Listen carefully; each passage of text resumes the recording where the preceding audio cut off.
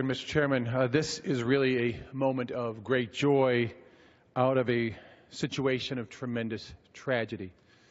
For the last 4 years, since the time of the terrible tragedy at Sandhook Elementary School, followed by repeated other ones, our nation has woken from a slumber of ignoring the problems with mental illness in America, one that when we closed down our institutions decades ago, we turned our eye to those who lied homeless on the street, who we filled our prisons, who we filled our cemeteries, or laid on a gurney in an emergency room, or sent back home to a family who felt helpless and hopeless.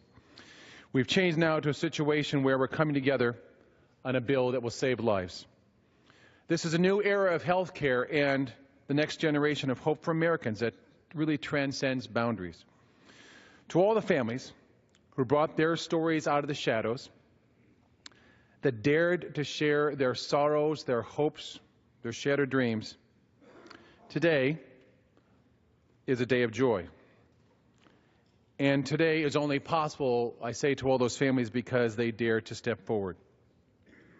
There's not time enough to thank all those involved, but to those families who have helped, I say thank you. I also want to make sure I thank Chairman Upton, Speaker Ryan, Eddie Bernice Johnson, Diana DeGette, Frank Pallone, Senators Bill Cassidy and Chris Murphy, Leader Kevin McCarthy and Whip Steve Scalise, and so many others from our committee who worked so hard to make this happen. And a special shout out to some of the staff, Scott Jangelski, Gary Andres, Karen Christian, Paul Editel, Susan Mojichuk, and so many of the staff who worked so hard on this.